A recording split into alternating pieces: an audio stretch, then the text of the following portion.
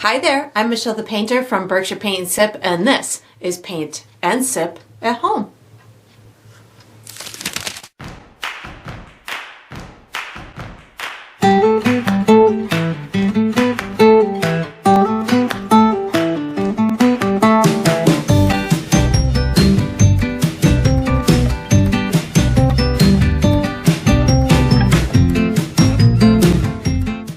Alright, so today I'm going to be painting spring window and I'm sipping on some mandarin tea. And if you enjoy this process, I do hope that you like and subscribe to my channel and that you also check out my Patreon page where you're going to find additional painting perks. So let's get painting and let's get sipping.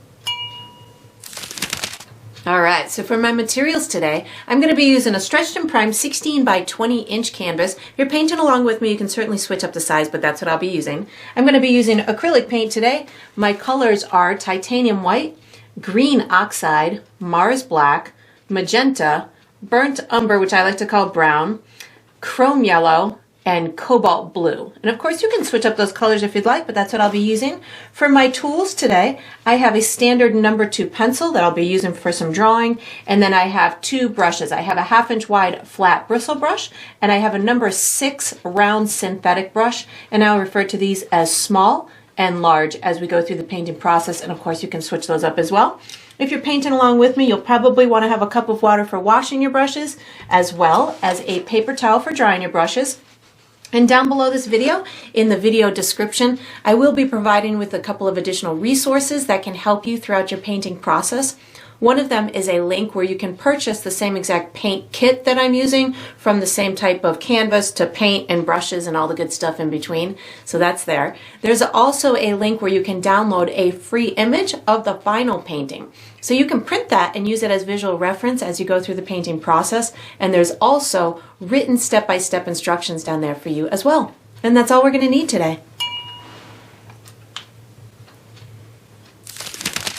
Alright, so what we're going to do for the first step is we're going to draw an outline for our landscape. I'm going to be using my pencil. I'm just going to give you a couple of markers and we're going to connect those markers, and by the time we're done we'll have something that resembles a nice roly-poly landscape to color in later.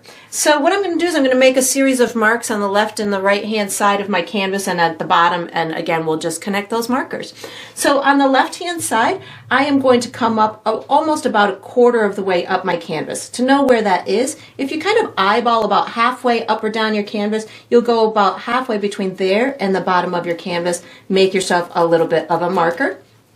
Then on the bottom of my canvas, on the bottom right, I'm going to come in about 2 inches. I'm going to connect these 2 markers with a long roly-poly kind of marker, or line, I should say. So this is meant to represent just some rolling hills. You could have yours in a much different formation than mine. I'm just doing this in a nice carefree way so we can have some dimension in the landscape. Then what I'm going to do on the right hand side is I'm going to come up again about 1/4 of the way. So this is about half, and then I'll come up I'll come about halfway between that and the bottom of my canvas. So somewhere about here, that's my next marker. I'm going to connect this to about the center of my canvas in through here on this line right here. So make yourself a marker, and then you can connect those with a nice another kind of roly-poly type of line in through there. Then what I'm going to do on the left hand side of this hill in through here, I'm going to come about 3 or 4 inches right about in through here, and then I'm going to come up this one almost to the top of this hill in through here, right about here, and then connect these 2 with another roly-poly hill. I'm now going to come up maybe about 1.5 inches in through here to right here, and then this one is going to connect to the top of this hill over, actually, yeah, let's connect this to the top of the hill over in through here, so something like that. So I'm going to take this and I'm going to kind of just slope it down in through here, maybe come up just a little bit in through here, and then back down. I got one more that I'm going to do, so I'm going to come down from here maybe about 3 or 4 inches to right about here. This is going to connect way over to this back area in through here, and I'm going to give it just a long kind of continual line over this hill in through here. So just kind of roll it up in through here, maybe back down. You know what? I think I'm going to hit this hill right here. Let's just give it another impromptu hill behind here. I like how it would just kind of recede back there. And then I'm just going to kind of ride this over in through here, and then maybe just a couple of bumps in through here. So they're all a little bit different from one another. You can adjust yours as much as you want to. And when you're done, we're going to be using our large brush for the next step. So you can put your pencil away, take out your large brush, and get ready for the next step. All right, so what we're gonna do for the next step is we're gonna paint ourselves a sky. I'm gonna use my large bristle brush. The colors I'm using are blue and white. And I'm just gonna have my sky dark at the top and lighter down at the bottom. I'm not gonna bring it all the way to white down at the bottom because I want there to be some contrast with the sky versus all the other stuff. So I'm gonna have a little bit of color in it. So I'm gonna start with just blue on my brush. It's gonna be really deep and vibrant up at the top. And then as I make my way down the sky, I'm going to start incorporating white. So right now I'm picking up blue and white on my brush. I'm going to get it to go lighter as it comes down the sky. But again, I don't need it or want it to go all the way white. So I want it to be this bright, beautiful springtime sky. So I'm putting a lot of intensity in the color here. We will be, the color will in essence kind of dull down when we have the big curtain in front of it, but right now I'm gonna let it shine bright. So right now I am just still picking up blue with a little bit of white, and in a second I'm going to just be picking up white. Like right now I've just switched to picking up just white instead of both of them. And what I'm doing is, as I work my way down the canvas, I like to push my brush into the canvas. So what that does is it's going to help to release some of that blue as I'm coming down, which allows it to be a nice gradual gradient as it comes down. I am using this crisscross left to right brush stroke because I know I'm going to have clouds on my sky later. So this is just going to help in aiding to that movement in the sky. But if you wanted yours to be nice and smooth, you could certainly just do a left to right brush stroke on it. So that'll be up to you. I think I actually want a little bit more blue in here, so I just picked up a bit more blue. I really want this to be a nice vibrant sky, so you can make yours as light or as dark as you want. And then as I come down towards my horizon line, I'm gonna bump into my pencil mark. I don't want to eliminate my pencil mark altogether, but bumping into it, as long as you can still identify where it is totally fine. I'd rather have you bump into it and have a completely covered sky than to leave some unpainted space between the hill and the sky. And if your pencil bleeds into the sky color, that's okay, because we're going to actually be putting some extra dimensional elements in the sky later, which will disguise that color variation. We're going to be using a little bit of brown when we go to do the clouds. So if your pencil bleeds into your sky color, just let it happen. It's going to make it look even more natural. And then you just play with this. I do a light feather kind of touch to get these colors to blend in as much as I want. And then I will be using the same brush for the next step. So once you've got your beautiful blue spring sky on here, you can wash and dry this large brush and get ready for the next step. All right, so what we're going to do for the next step is we're going to paint our hills. I'm going to be using my large bristle brush. The colors I'm using are white, brown, blue, green, and yellow. If I use any black or pink, I'll let you know. I'm definitely not going to use some pink. I might use some black though. So what I'm going to do, I want these to look like the hills are really close to us, these two, and that they go farther and farther back. So when you're looking at a landscape, the hills, as they go farther and farther away from you, the colors get desaturated. They're not as vibrant because we can't really see as many colors as it gets farther away. So I'm going to make these back couple of hills really soft, muted colors, and then as I work my way towards these front ones, they're going to be even more vibrant. So these back two hills, I'm going to be using brown, blue, and white, and I'm going to have the hills a little bit lighter at the top and a little bit darker down at the bottom. So these two here, I'll be using the same color combination. So I'm going to put a very tiny bit of blue, a very tiny bit of brown, and a very tiny bit of white. So I have all three of those colors on my brush at the same time, and I'm just going to start rubbing it in. I don't need it to do anything fancy here. I just want to give myself a nice soft, out of focus appearance for these hills back here. So I've got it a little, whatever happens at the top of the hill, I'll be making it a little bit darker as it comes down towards the base of the hill. And when you go to pick up paint, like that last time that I just picked up paint, I picked up a little bit more white. Now I'm going to pick up a touch more of the brown and the blue. I'm going to stick a little bit of darkness down here at the base of this hill, and I'm just kind of rubbing it at this point because these back hills, they don't need a lot of texture to them because they're out of focus, but I do want to make sure that I've got some sort of variation in the colors so you can see that there's some sort of dimension to it. So again, this one right here, blue, brown, and a touch of white, and I'm not using hardly any paint on my brush right now, just kind of getting this color on here, making sure I cover up my pencil marks, and if I can get the top of this hill to be a little bit different than the sky, that's great. So I just picked up a little bit more white paint on my brush so I could get that to be just a touch lighter than the sky itself. And then as I come down towards the bottom of this hill, I'm going to pick up just a teeny bit more brown to get that little bit where it touches the next mountain. And then I just kind of get it to rub in. So this process that I do here is carefree. It can be, yours can be looking a little bit different than mine. It doesn't have to be exactly as mine, but I like to start with these back hills first. So that way I just work my way forward and it ends up, I can work at the bottom of one hill, and when I get to the top, it can in essence kind of clean up the previous hill that I worked on if I need to.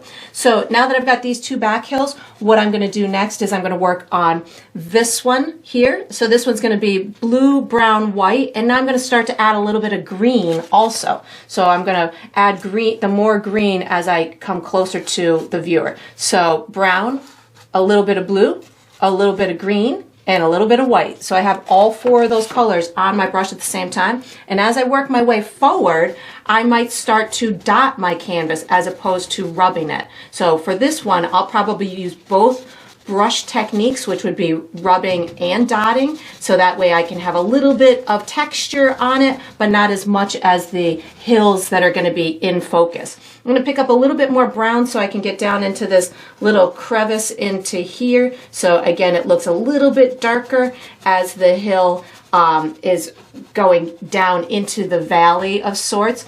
And this darkness at the bottom will also help to show the difference between each hill. So that's good. Now I'm going to just pick up a little bit more of my blue, green, and white to get the top of this. And whatever shade happens, happens. If yours is more blue than mine or more green than mine, that's okay. Just let it roll like the roly-poly hill that it is. It doesn't have to be exactly as mine. So that's good for that one. Now I'm going to go ahead and move on to the next one. So this one I'm not going to use any blue. I'm going to be using green, brown, and white. So I'm going to load my brush with a little, I didn't wash my brush, so if I do have a little remnants of blue, that's okay. So I have green, brown, and just a touch of white on my brush. And I'm using very little bit of paint so I can control the intensity. I'm going to start dotting this one, so this one looks a little bit closer to us, and I'm just getting the majority of it green in through here. I'm going to pick up a little bit of brown, so again I can get into this little valley, and it gives it some good dimension, and it'll help to make the hill in front of it stick out. And then as I go towards that top, I'm going to use a little bit more green and white so I can get that top of that hill to just appear a little bit brighter. And then my last hills that I'm going to do is the ones that are nearest to the viewer, which are these two right in through here. So I'm going to start right here with some green and brown on my brush so I can get this dark area in through here. I'm going to be using mostly a dotting or stippling type technique for this for these two hills.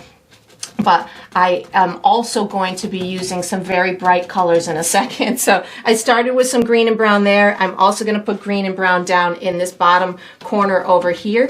And then once I've got my brown and green, I'm going to start picking up green and yellow. So now I have green and yellow on my brush, and I'm going to start working my way towards the top of these hills. So where they meet, I want to make sure that there's enough contrast between those two colors. So again, green and yellow is what's going on my brush right now to start the transition. And again, I'm just dotting it. I tend to back up and back into the previous section so it looks like it's a nice natural transition. I'm going to just scoot my brush here so that I'm ensured that that's going to be darker than this area in through here. And now I'm going to just pick up yellow on my dirty brush. So this is where these hills are going to start to get really vibrant up at the top. And again, I'm just dotting because I want this to look like it's more in focused type of grass than those back hills. And I want this bright yellow to scream springtime, and it's brand new grass that is just coming alive as Mother Nature is awakening for the season. And I'm bringing this all the way down in through here. If you bump into the other section like I just did, no worries, just work it all in. Picking up some more yellow right now, and then just going to make sure that I've got this section all nice and vibrant. I like to make sure that when I'm doing this type of transition to a bright edge, that I don't pick up my white too soon. So you'll notice I haven't picked up white yet. As soon as you start picking up white, what's going to happen is the white will mute your colors and soften them a bit. So I want to just make sure that I have the vibrancy in these colors before I start picking up white. And I think I'm pretty ready, so I'm just going to pick up a little bit of white on my dirty brush and then just tap in a little bit of sunshine up at the top of these hills. And if the white is too bright for you, you can certainly add a little bit of yellow onto your brush or wipe your brush off on your paper towel and then just get it to kind of blend out or down into the rest of that grass. And then just fiddle with it until you've got the intensity that you want. We are going to be using this same brush for the next step. So once you've got these beautiful hills all nice and done, you can wash and dry this large brush and get ready for the next step.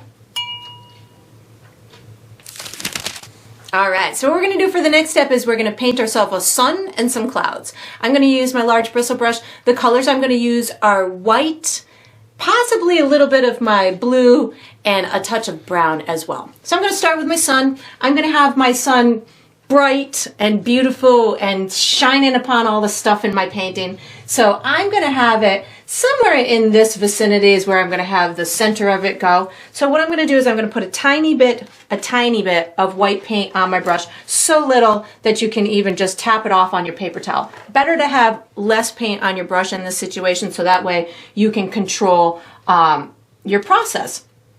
So I am about a quarter of a way over to the left. So if this is halfway, go about halfway between here and here, somewhere about there, maybe a little bit shy of that, maybe about a third of the way. And then I'm down maybe 3 inches or so. Somewhere in this vicinity is where I'm putting my sun. And what I'm going to do is I'm going to kind of go straight in with my brush and then spin it around in a circle. So this is going to give me a nice kind of soft edge to my sun in through here. And because I don't have a lot of paint on my brush, I'm able to just kind of dust those edges so they're nice and soft. And then once I've got it in the area that I want, you can always come back and add more paint as it dries if you need it a little bit brighter. But then what I'm going to do is I'm going to start just kind of rubbing my brush out to give myself these starbursts.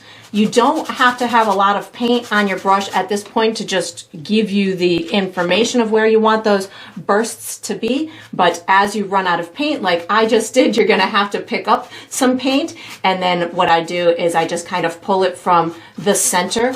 And it doesn't have to be systematic, but if you can have some longer ones and some shorter ones, that'll make it look nice and natural.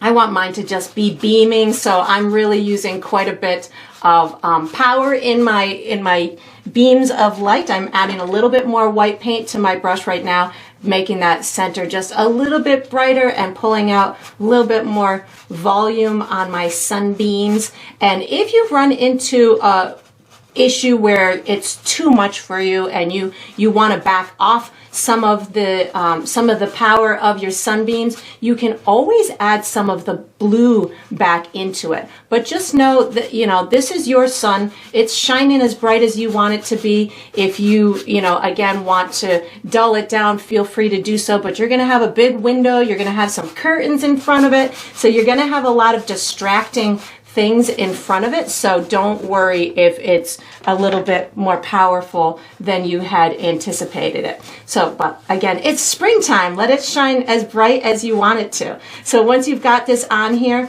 I think actually I'm gonna put a little bit of blue on my brush just so I can pull some of these a little bit further into the top of the sky without them being too bright. So I just put white plus a little bit of blue on my brush. So if you want them in the upper region and that white is just too white for you, you can add a little bit of blue on your brush as well. Or you can add a little bit of liquid medium or water on your brush. That'll help you pull them out. Oops. I think I just lost electricity. Interesting. Okay, well, I'm going to pause for a second. You finish your sunbeam, and I'll come back to do the clouds in a second.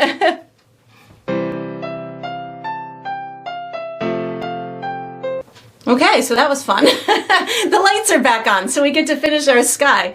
So I finished, my sun was just about done anyways. I just kind of finessed a little more streaks, but now I'm going to hit them clouds. I have my large brush. I'm going to be using white and brown. And what I'm going to do, I'm going to have very little bit of paint on my brush. I want to have a lot of airiness to them, and I'm not going to do many at all. It's mostly white with a little bit of brown just to give them a little bit of dimension, and then I'll make some of the edges a little bit brighter as they're closer to the sun itself. So I'm going to pick up a tiny bit of white paint and just a teeny tiny dot of brown paint on my brush. So I don't have much paint at all.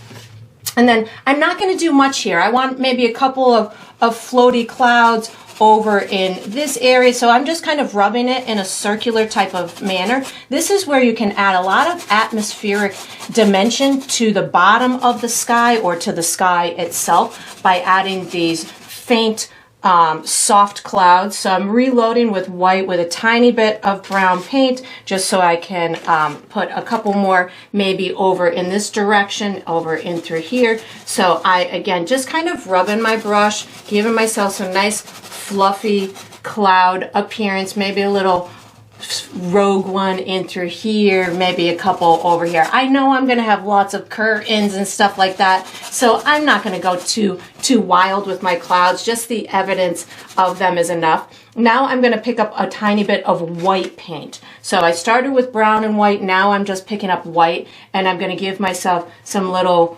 bright edges to those clouds over on the side where the sun is. So this is just a tiny bit of white paint on my brush. Again, very little paint at all, and just kind of rubbing it on the edge where the sun itself is. And if you had any little bits down at the bottom that you felt would be needed to go over, you can certainly do that. Just reload it with a little bit more white, give myself this beautiful bright cloud right up in through here, and then maybe a little bit in through here. I know this is where the opening to my curtains is going to be, so I'm paying a little bit more attention in this area than anywhere else. And then we are going to be using our small brush for the next step. So once you've got this done, you can put this large brush away, take out your small brush, and get ready for the next step.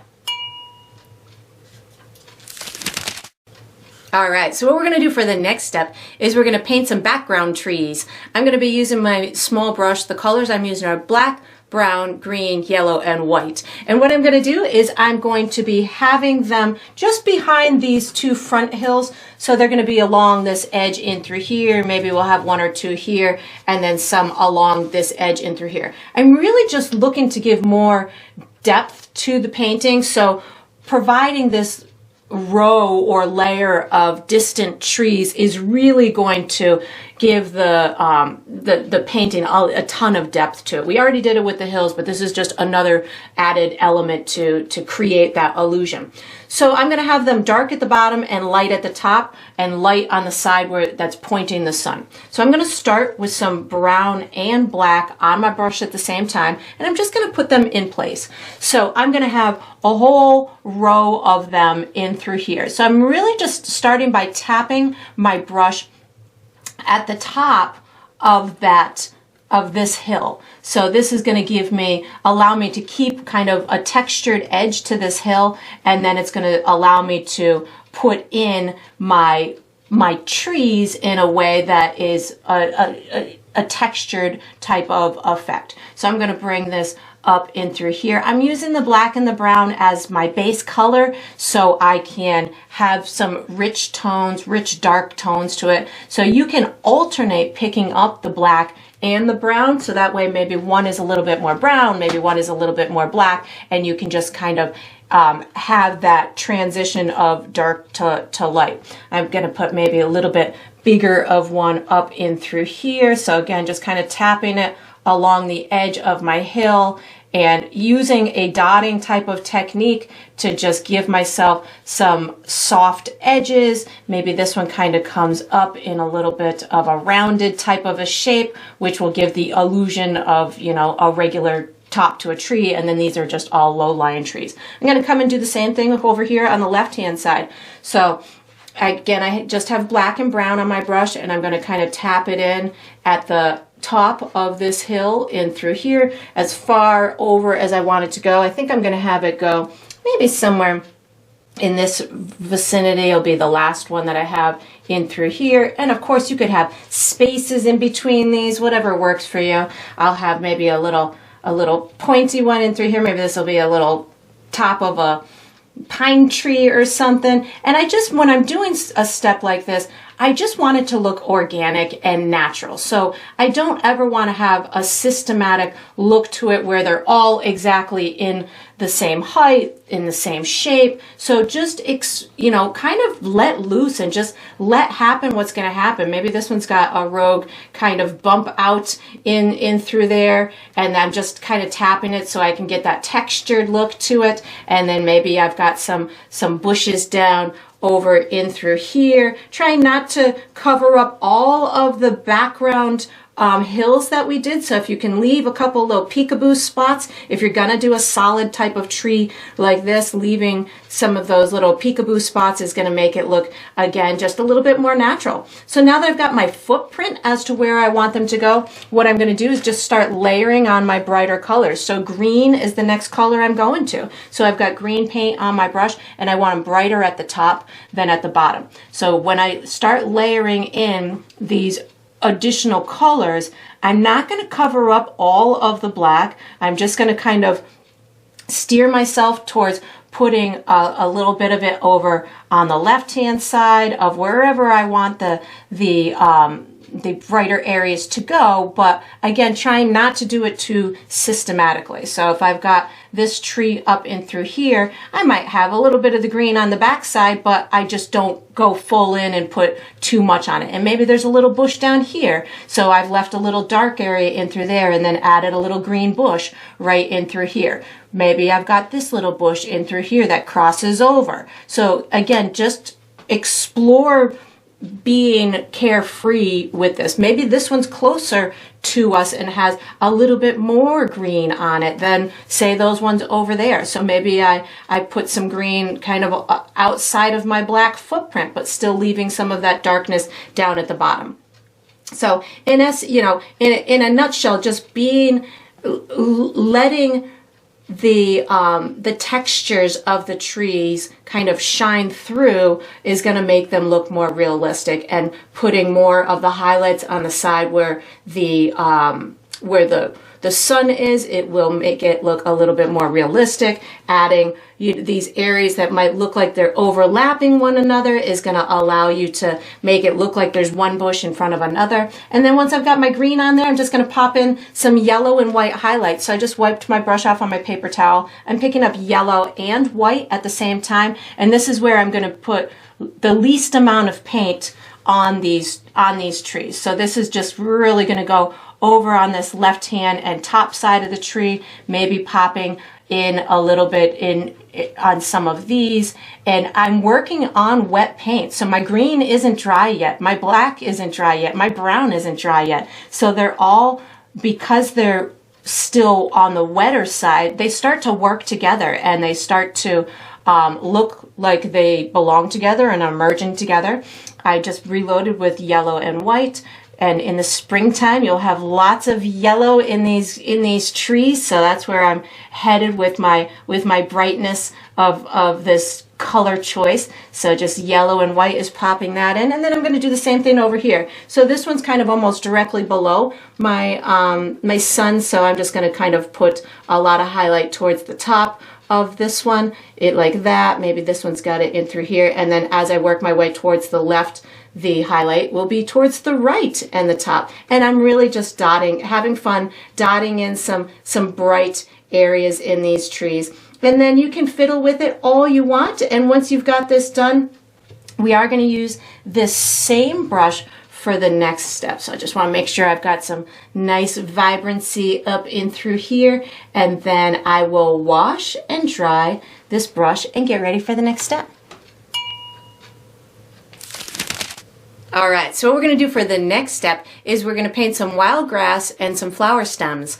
I'm going to be using my small brush. The colors I'm using are black, brown, green, yellow, and white, which is the same colors we used on the last step. I'm going to be using them in a in focus type of way, so the blades of grass and the flower stems look like they're really close to the viewers. So I'm going to be using my small brush. I'm going to be doing a lot of upward kind of flicking long brush strokes to get this wild grass just to be very evident. I'm going to be making a lot of the pieces dark, so you're going to see them in front of this, in front of the grassy hills.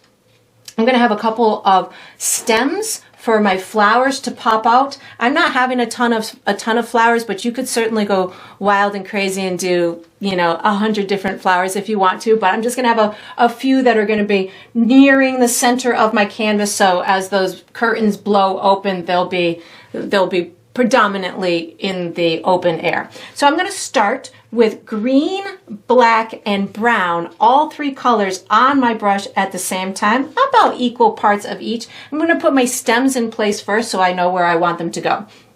So I'm going to put my tallest stem on first so I don't have, so I don't make it too tall or too short based on where I want my window. So I want my tallest stem to only go about halfway up my canvas.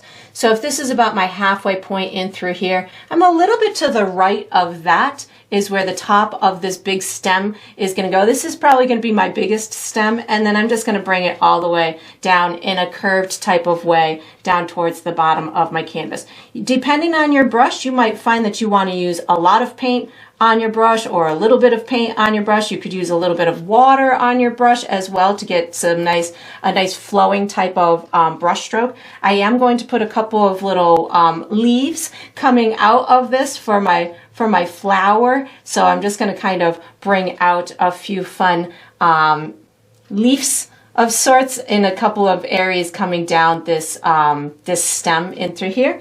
Then I'm going to go, I think I'm going to have another one in this vicinity over here. This one's going to be closer to the bottom, this flower itself. So I'm going to come in through here and maybe make myself a couple of fun stems. I'm going to have my flower bud in the middle of these, or in the middle of these leaves. I call them stems. I meant to call them leaves. Right in through here. And I'm not doing anything fancy, but because I have these three colors on my brush at the same time, I'm getting on the fly this beautiful multi-tonal value to these leaves and the stems. So it's a great way to just incorporate multiple colors as you go through the process. I'm going to have a big flower down in through here too, so I'm just going to put a couple of leaves, strategic leaves that I know will kind of guide me as to where I want that flower later, and then maybe I'll have another one over in through here, so maybe this one's going to come up in this vicinity in through here with just a couple of fun leaves sticking out on the sides there. Now that I've got my stems, I'm probably going to have, you know, a couple of additional flower buds, but these will be the stems that I can see the most. Now I'm just going to be very carefree and start flicking up some wild pieces of grass. So right now I'm just using the green, black, and brown so I can get the start of these pieces of grass. I'm going to put some brighter ones on in a minute, but these silhouetted pieces really help to bring everything in focus and allows you to see the grass or see this element in front of the hill that we're looking at, because it needs that contrast in color. So in order for us to be able to see everything that's happening, we have to have the dark and we have to have the light. So right now I'm adding the dark. And again, I'm using green, black, and brown. I'm going to have some longer pieces. And again, I'm just considering these to be just long, wild pieces of grass. So if you want them to be on the thinner side, you can certainly add a touch of water to your brush. And that will give you the ability to just kind of use the tip of your brush and give these really just kind of long, skinny edges to them. I think I'm going to have maybe a taller kind of rogue piece of grass of sorts up in through here. So this will just give me a little bit more. It doesn't have to be a flower. I can just kind of add long pieces of grass wherever I want. That's the beauty of Mother Nature. She just makes things whatever way she wants to. I can't forget that I'm having a flower over here, which I might paint over with some stems or some wild grass, but that's okay. So now I'm going to start, I'm going to wash and dry my brush. I'm going to start putting on some bright pieces of grass. So this is going to be green, yellow, and white, and any combination thereof. So I'll start with all three of those colors on my brush. Primarily, I want these light pieces to be up here where I see the sun is shining, and it's going to give myself a real brightness backing these flowers in through here. So the yellow with that green and the black, it all just works together as this beautiful springtime combination. So you can have these bright white pieces, you can have bright yellow pieces, bright green pieces, whatever works for you. I'm just kind of intermingling them behind where I'm going to have this flower in through here. And then I'll do the same thing down in my grassy area as well. So I know that we worked the hill itself is the same colors. It's yellow and green and white. So in order to be able to see it in front of it, you have to have contrast to it. So if I want to see a piece in front of that, it's either got to be lighter or darker. So that's where you adjust your green and yellow and white accordingly in order to be able to see it. So you might have a lot of white pieces or light pieces. So the visual effect works. Even on top of this darkness over in through here, if I want to put some white pieces and then yellow pieces on top of that, it will be very visible because it's on top of that darkness. I'm going to put some up in through here. So white, yellow, and green, I just kind of keep alternating them, and that's going to give me this beautiful contrast of grassy, springtime grassy colors and this wildness along all of these edges. I know I'm going to have a big curtain over here, so I don't really need to do much over on this right hand side, but just giving myself that that grassy look, so it shows that I have attended to all of the areas as much as everywhere else. And then you just kind of keep fiddling with it. And when you feel like you're all done, we are going to be using this same brush for the next step, so you can just wash it, dry it, and get ready. All right, so what we're going to do for the next step is we're going to do the base coat for our window. I'm going to be using my small brush. The colors I'm using are black, brown, and white. And what I'm going to do is I'm going to paint my window with just a gray color. You could certainly make your window any color you'd like. If you want it to match something in your house and you have, I don't know, purple windows, paint it purple, whatever color you'd like. So I've already pre-mixed myself the shade of gray that I'm going for, so you can see where I'm headed. How I got to this was I used some white, some black, so I made myself gray, and then I also used a little bit of brown just to put it in a nice natural kind of neutral tone. Again, you could make yourself whatever shade of gray that you want. I'm even using just some of my dirty paint. That one had a little bit of green in it too, and maybe a little bit more white. Oops, I guess that had a little bit of yellow. So really, any shade of gray works just fine. Just a nice medium, neutral type of tone is where I'm headed with mine. So once you've got your shade of gray that is appealing to you, what you're going to do is we're going to make some marks on the canvas, and then we're going to connect those marks to have some window panes. So at the top of my canvas, I'm going to find the center of the top, and then I'm going to go to the left about 2 inches, make myself a little mark. I'm going to go another about an inch from that, make another mark. I'm going to go about 4 inches from that to right about here, make myself a mark, and then about 1 more inch. So what this just did is I've made a window pane in through here and a little one here. And you'll see how it plays out in a minute. So I'm going to find myself, again, the center of my canvas. I'm going to go about 2 inches to the right, make myself a mark, 1 inch more, then go about another 4 inches, make another mark, and then 1 more inch and make a mark. So again, we did the same thing on the right side as we did the left side. Now what I'm going to do is I'm going to mark myself 2 markers on the left and the right, which will be the base for the bottom of the window. So on the left hand side, I'm going to go about halfway up or down my canvas. I might be a little bit, if this is about halfway, I'm a little bit higher than that. So somewhere in this vicinity, and then I go about an inch above that, make myself another mark.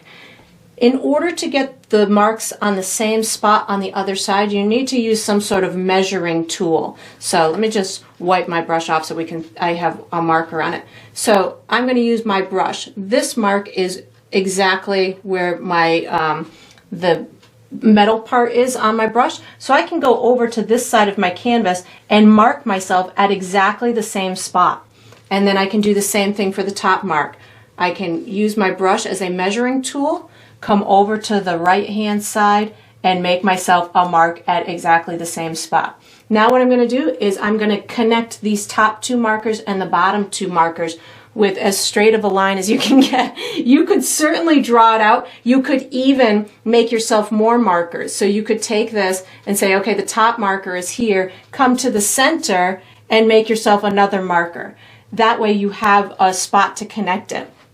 So I'm just going to go for it. I like to keep my eye on the prize, which is the other marker. So for me, in this case, it's that middle marker. And then I just need to reload my brush, and I just keep going to the next marker. And if I keep my eye on the prize, which is the next marker, I'm more apt to give myself a pretty straight line. And I can certainly alter it after that, after I've got it on there, but I like to kind of go fast in order to just kind of keep myself flying. I'm going to go just maybe an inch below here so I have a place to hit, and then I'm going to go ahead and do the same thing here. So just keep my eye on the prize, which is that middle marker. I was a little low on that one, but that's okay. And then the same thing over into here. And you might find that you have a different brush that works better for you when it comes to doing straight lines. That one's a little high, so we're just gonna adjust on the fly. The beautiful thing about this painting is we have a big huge curtain that's going to hide a lot of these lines. So don't worry if your lines are perfect or imperfect. Again, you could certainly use many different tools to make them perfect. You could use a ruler, you could mask off the lines with some tape and get them to be nice and straight that way. But if you tend to follow my videos, you know that I like to just kind of paint on the fly and just whatever happens, happens. So that way it becomes a stress-free painting experience for me. And if somebody wants to or needs to get your lines perfect, just slow down. And you know, I painted over a cloud that I really liked too, so I I wanted to add back a cloud anywhere, I could certainly go ahead and do that. But I would just kind of keep finessing this until I've got this as clean as I wanted it to. And then once I've got this line as clean as I want it to, and again, it doesn't have to be perfect. You could always, if you needed to, you could go back into your sky color and make any adjustments to the edges with your sky color. So now I just need to make the vertical ones. So I've already got my markers here. You could go systematically, again, with measuring them. If you measure this one, however far apart it is, just come down to the brace in through here and make yourself a marker.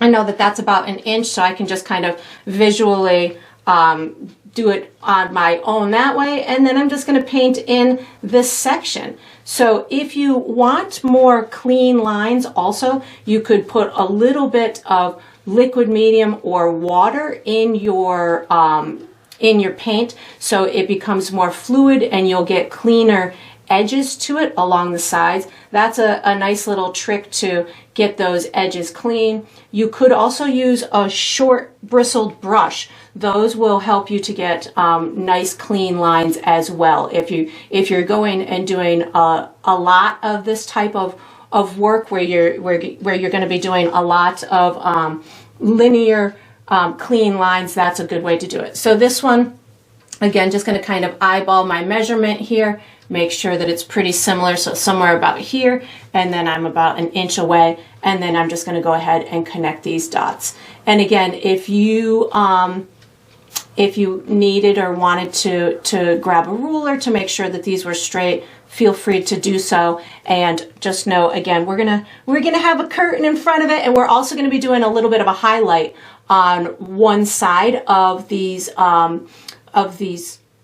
window panes. So if it'll be on the side where the sun is. So if anything happens on that side during this process, don't worry, we'll be able to mask it with a little bit of a highlight that we're going to do in a minute. So that's going to be that one. And then I have this one over here. So again, just using whatever I can. Oh, that one's just about as far as my brush. So right about here, and then maybe just 1 inch away from that, and then just coloring it in. So, you know, any method that works for you is totally fine. You'll find your groove. Sometimes when we do these line or linear type of elements, they can be I like painting lines. They can be very therapeutic. You just kind of get lost in them, and you know, you find your rhythm, and you find the consistency of paint that works for you, or the brush that works for you, and then you can just paint these, you know, systematic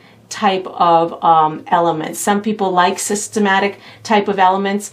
Some people don't. For me, when I'm painting to be free, I don't really care about the cleanliness of my lines. But if I am in a way that I want to kind of get lost in the lines, then I pay real good attention to them, and I make them as clean as possible. So it's a fun piece that's fun for me.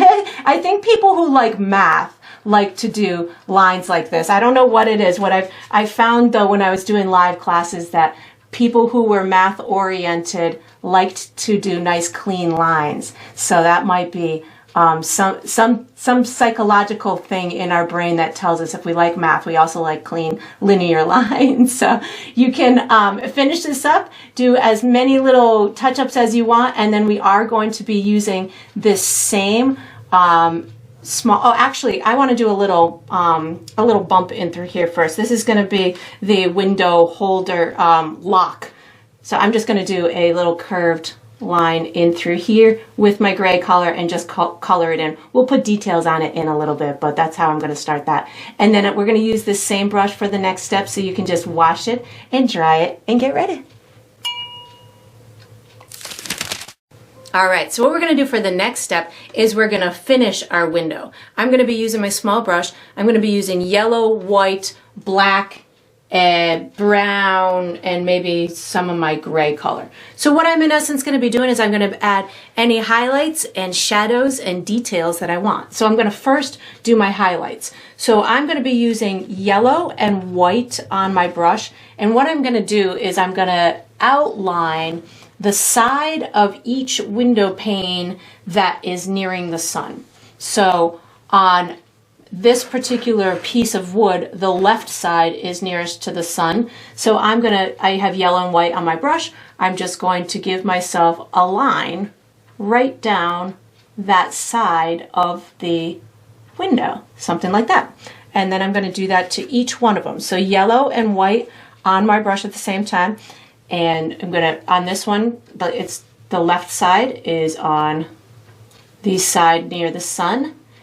And you could paint this on the gray or on the sky, but whichever you decide to do. If you paint it on the sky, paint them all on the sky. If you painted it on the gray, paint it all on the gray, just so they remain consistent from one window section to the next. This one here, again, is on the left-hand side. So for me, I'm painting it on the gray, and I'm just going to bring it all the way down to there. Then this one right here is going to be on the right side because the right side is closest to the sun. So I am bracing my hand also on my canvas, so that way my line remains a little bit more stable as I come down in through here. So again, yellow and white. And of course, if you needed to do a second layer, you certainly could. Then I'm going to do on this piece of wood, this long piece of wood here, whatever side is closest to the sun. So to me, it's the top side. So really what I'm going to do is just give myself an outline on the top side of this piece of wood with yellow and white. So you could pre-mix yourself a light yellow color, but I'm opting to just use them both on my brush at the same time. So if I have some spots that are a little bit lighter or darker, then so be it. And I can also use this as an opportunity to clean up some of my edges too. So if you have any spots that might need a little bit finessing on that, on your original gray line, you can certainly clean them up. And again, always know that we have a big curtain coming in a little while. So if it doesn't work out perfect, then that's okay. And then now that I've got that done, I have my little piece in through here. So I'm going to put a little highlight on the top side of it, maybe top left, I think is where I'm feeling that that's going to see it more. Now I'm going to wash and dry my brush, and I'm going to put some shadows on and maybe a little texture on the wood. So I'm going to put a little shadow in the back of this little latch. I'm going to pick up some black and brown on my brush, and I'm just going to put some little details back here, maybe a horizontal line, and then maybe a little bit of a curved line. I think maybe it's just like a handle type of thing that you would pull up to get that window to go up. So something like that works for me, no fine-tuned detail there. And then I just want this to look maybe a little wood green. So I have black and brown on my brush right now. I'm going to pick up a little bit more brown and maybe a touch of white and just kind of go back and forth, give myself some texture on this window. You can also pick up your original gray. This is just something that will add a little bit more of a realistic kind of a homey type of vibe to it. Like maybe this is an old country window that has, you know, the paint is a little bit unperfect. Like the paint in my house is a little unperfect. So you can do it with a little bit of brown or black or, you know, gray or white, just adding this little bit of dimensional element to that wood. I'm just kind of streaking it in a nice kind of carefree type of manner. So again, any combination of black, brown, gray, and white, I just keep flipping or, you know, changing those colors on my brush. That was a little bit more white. I think I'm going to pick up some gray and brown now. And again, just adding a little bit of dimensional element to it, and you just keep playing with it until you get as much of the color contrast in there that you want. And then once you've got it in the place that you want, we are going to be using this same brush for the next step, so you can just wash it and dry it and get ready. All right, so what we're going to do for the next step is we're going to paint some flowers. I'm using my small brush. The colors I'm going to use are magenta, brown, and white. And if I use any other colors, I'll let you know. So I'm going to be going for just a generic kind of tulip type of shape. Maybe some of them are going to be a little bit open, some might be closed. You could certainly go for any style flower you want. These are spring wildflowers. You can make them into whatever you'd like. Maybe you make up some imaginary flowers as you're going through your process. So I'm going to start with just magenta. I'll place my flowers where I want them to be, and then we'll come back and do a little bit of detail. So on this first round, I'm not going to use a lot of paint. I'm using my magenta, and I know that mine's going to be probably a little see-through because I use a student grade paint. So as I'm going through this process, I'm going to use a thin layer regardless of whether or not it's see-through, because I want it to dry kind of fast so I can come back and do the highlights and shadows quickly. So you can have them any size. If you decide that you want them in a different place than you've already put leaves, then just put it. If you decide you want one over here and you didn't put the leaves, just put the flower there and you can put some leaves around it later. So I'm going to put maybe one up in through here. Maybe this is going to be kind of a nice smaller type of one in through here. And then I'll just give myself the edges. Ooh, maybe I'm going to sneak it behind the edge of that window. There we go. So we got a nice pretty one in through here. Then maybe I'm going to have this one. Maybe this one will have leaning over in this direction. Maybe this one's going to, oh, maybe I'll have a little piece coming out the side of this. So you get to form it however you want as you're going through the process. But you can see right now that my magenta is see-through, and I'm okay with that. Now I'm going to go ahead and do a nice big one in through here. So this one is going to be even bigger because it's close to the viewer. And I'm just doing kind of kind of a horseshoe type of a shape for the base of it, and then giving myself a couple of little petals that pop out the top. Maybe every now and again, like this one over here, I had a petal kind of pop out the side. So just a nice shape like that.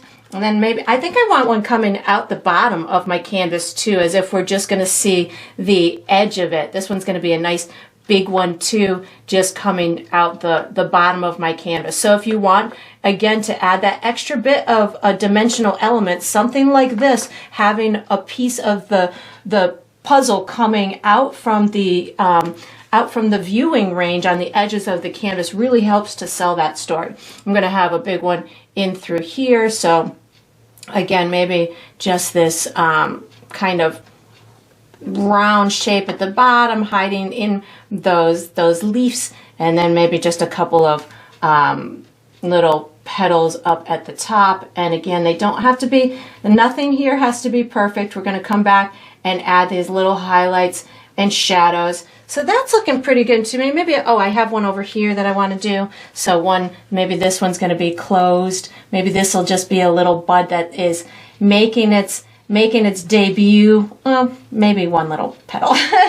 Maybe, yeah, that's good. It's hard when I'm doing these flowers. It's like, oh, I want more petals here and more petals there. All right, so I think that's all I'm going to have. I'm just wiping my brush off on my paper towel. I'm going to pick up a tiny bit of brown paint to give myself a little bit of a shadow at the bottom where it's meeting the leaves at the bottom and through here. We're going to be, again, adding a little bit more in a minute. So that's my shadow. And then I'm going to put maybe another layer of my magenta. So my brown plus at the bottom, and then just kind of blending it up into the magenta. So brown at the bottom. And if this wasn't dark enough for you at the bottom, if you felt that you needed it to be a little bit darker, you could certainly bring in a touch of black. I just picked up more of the magenta just to blend that up. And if it's still see-through at this point, like mine is, when I go to do that highlight, I will take care of it, trust me. But right now, on each flower, I'm doing a little bit of brown at the base, and then picking up another layer of the magenta. So brown where it meets the leaves in through here, and then just blending it up into that magenta. And again, we're just doing these layers kind of on the quick fly side, so if they don't dry fast enough for you to blend it up, just give it a minute and let it dry. But again, every flower I'm starting with the brown at the base in through here, and then just picking up a little bit of magenta and blending it up.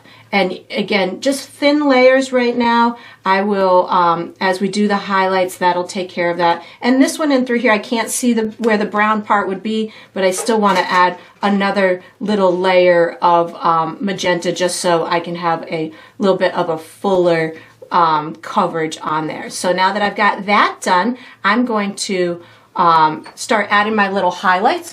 I'm actually going to wash and dry my brush so I can have a bit more white on my brush. So I'm washing and drying my brush. I'm going to pick up white paint, and I'm going to give myself the some little streaks of highlights on my petals along the edges like this. So just a little bit of white is kind of giving me the edge of those petals in through here. I'll come back with the magenta in a minute, but this is just kind of giving me the information as to where I want the edges of those petals. Just kind of, and again, I'm thinking tulips, but you could certainly feel, if you want to do a different type of flower, feel free to do so. So just a little tiny bit of white on my brush and just kind of streaking it in the tip, and then just pulling it down in the shape of that particular petal that I want, and then going ahead and doing this last one down in through here. So just a little bit of white, and again my magenta is still wet underneath, so that's helping me to get this kind of multi-toned effect, because my magenta underneath is still a little wet. Now I'll just go through with some magenta. I wipe my brush off on my paper towel, and then I'm just going to take some magenta and make sure that this is as blended out as I want it to be, and to make sure that I have a full coverage. So you might find that once you work on putting this last little step of magenta in, that maybe you need another layer to cover it fully. So if that's the case, just let it dry for a minute and then come back through with another layer to get it covered. But right now I'm just picking up magenta and getting it to blend in. I think I'm going to pick up a little more white on this one, just so I have a little bit more vibrancy in it, and that the white will help to cover any troubled areas. So like I have a trouble area right here with this light background next to the dark background. So this might take a couple of layers to get that covered, but I will watch that as it dries. And then just the magenta to make sure that this is fully covered and blended in. And then we are going to be using our large brush for the next step. And you could also, after you're done your flowers, if you wanted to come back through and add any additional pieces of grass or any more information on your leaves, you could certainly do that and overlap them around the bottoms and stuff like that. So that can help to hide any trouble spots or to give more dimension in your elements as well. And then once you've got these done, you can put this small brush away, take out your large brush, and get ready for the next step. All right, so what we're going to do for the next step is we're going to paint a sheer curtain. I'm going to be using my large bristle brush. The colors I'm going to use are brown and white. I do definitely recommend that you make sure that your canvas is dry before you start this step, so you don't accidentally run into a wet flower or something. As I'm talking, I'm like, are all my flowers dry? I think they are. They should be dry now. Okay, so I'm going to be using brown and white, and what I'm going to do is I'm going to be putting a very thin sheer coat of paint on my sheer curtains. So if you can keep that in your head, it'll give you the intuition to know that we want these to be see-through. Even though we're going to be using white, we still want it to be see-through, which is a kind of a difficult thing to do. So we're going to make sure that our paint is nice and thinned out. I'm going to give myself a little bit of an outline where I want the edges of my curtains to go, and then I'll show you how to give them a little bit of movement. So what I'm first going to do is show you how to get the paint into the the consistency that we want. So I'm going to be using white, but I'm also going to use a tiny bit of brown paint to start. So a tiny bit of brown paint. And then what I'm going to do is I'm just going to mix it into this really light tan type of color. I don't want my sheer curtain to be all the way white. So I'm giving myself a little bit of a tan color so I have room to put white highlights on it in a minute. If I just start white, I've lost the opportunity to put lighter areas in as highlights. So I've got my tan, and then what I'm going to do is I dip my brush in my water, and then I'm going to tap it off on my paper towel. I don't need a lot of paint on my brush, but I do want to make sure I have a good amount of fluidity in there. And then what I'm going to do is I'm going to give myself a kind of a light outline. I actually feel like I have too much paint on my brush, so I'm putting more water on my brush and wiping it off on my paper towel, just so I make sure I don't have too much paint on my brush. It will look whiter when it's wet than when it dries. So when you start this process, if it's really looks to be too light, just give it a second, because what's going to happen is as it dries, it will take on the color behind it. But because there's water in it, it's going to look whiter when it is wet. And if you want to test it, you can always test it up on the edge, where you can just kind of put a little bit and then rub it with your finger or something to see if it's going to be see-through when it dries. So mine's pretty good. I'm going to give myself like an outline where I want my curtain to go. I'm going to do my right one first. Mine's going to go from here. I'm going to just bring it over this little corner in through here, and then as if the wind is just kind of pulling it out into the air. So I've got my paint on my brush, and I'm going to start down in through here. I'm going to just bring it in this kind of wavy type of way in through here, and then bring it down in through here. So now while the paint is wet, I've got to kind of start moving it around. I'm going to continue to dip my brush in water so I can get this to be nice and sheer and have a translucency to it. You can start with a really just a thin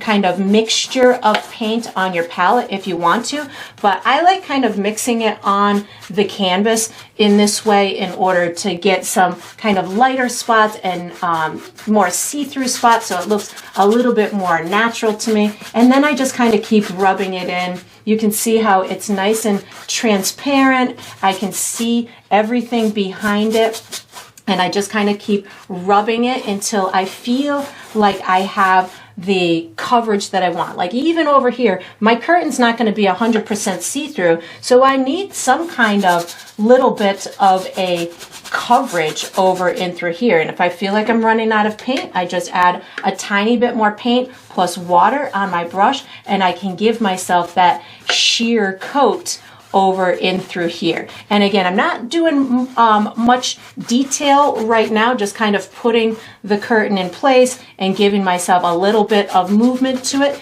And then while this is kind of resting for a minute and drying, maybe a little bit more on the top up in through here. So I just picked up a little bit more of that tan plus a touch of water, just give myself a little bit more appearance up in through here. Make sure that I've got that movement to it, and then I'm going to come to the left hand side and do a similar process. So just picking up some of that tan with the water on my brush.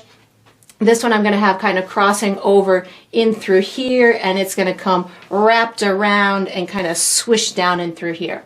So if you move your body while you do it, it swishes better.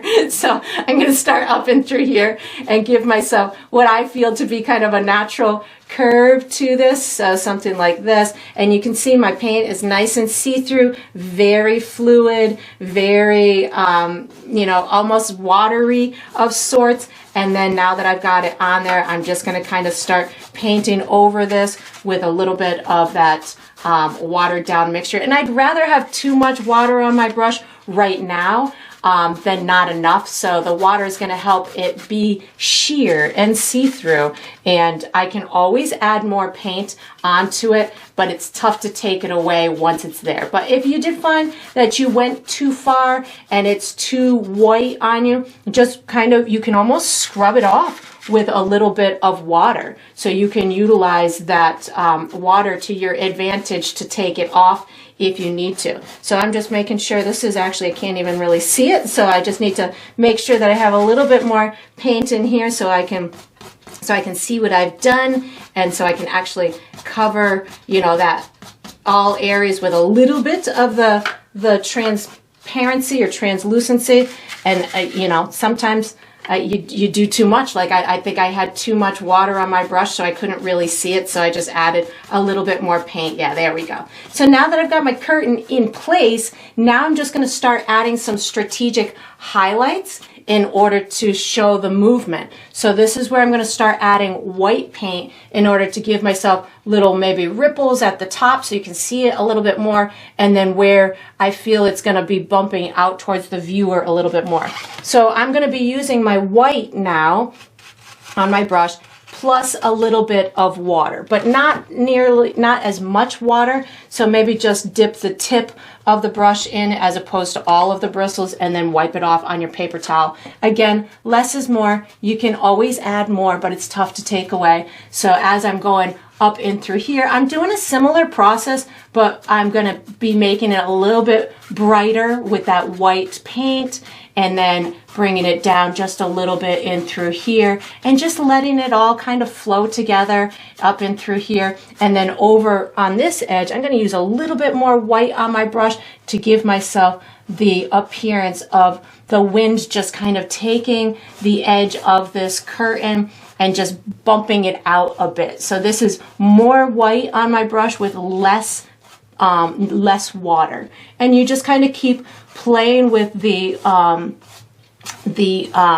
kind of movement of it. You don't have to have it very bright white, but provided you put a little bit on there, that's going to help to tell the viewer where the edges are and where it is moving. So I'm going to put a little bit more of the bright white over it in through here, as if it's bumping out a little bit more in through here. The brighter you put it, the more the viewer's going to be able to see it.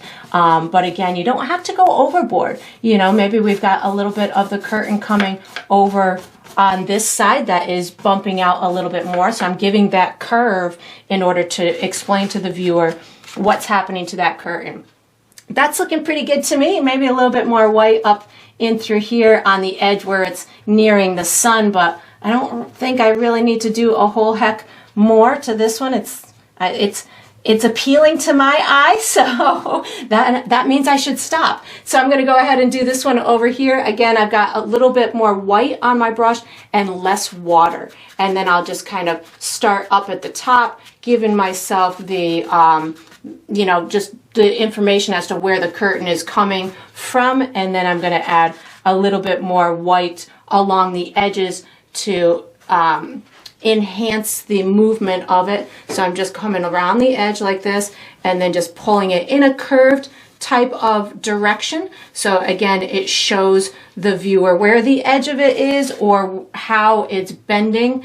And then maybe this one kind of comes up just a little bit in through here, and then just bends back around here. And I want it to be kind of sheerer or more transparent the further away from that light that it gets, or the, you know, where it's kind of laying down or just not so highlighted or crumpled up, so to speak, in the fold of it. And then I would just kind of let it dry for a minute, because again, I know that it will turn a little bit different as it dries. You'll be able to see through it a bit more. So as it dries, if I feel like there's any areas that need to be enhanced a bit more or have a little bit more brightness to them, I can go ahead and do that. Or you can dull it down. You can even put a little bit more tan in it if you want it to take on more of a cream type of color as the generic color for the curtain itself. And then you just fiddle with it, and then we have one little step left to go, and it's going to be with our small brush. So once you've got your curtain done, you can put your big brush away, take out your small brush, and if I can get this little corner done, there we go, and get ready for the next step. All right, so we are on to the final step. This is the final step of every painting, which is to sign it. So I typically sign mine in the bottom left or the bottom right corner. I think I'm gonna go bottom right on this one, I'm going to use white paint. I'm going to sign mine with my initials, but you could certainly sign yours with your first name or the date or a symbol or whatever you'd like for your identifying mark to be is totally fine. It's your painting. You get to sign it however you would like. And that is going to conclude this painting. I hope you enjoyed the process. I hope you painted yourself a beautiful spring image, and I look forward to painting and sipping with you again sometime.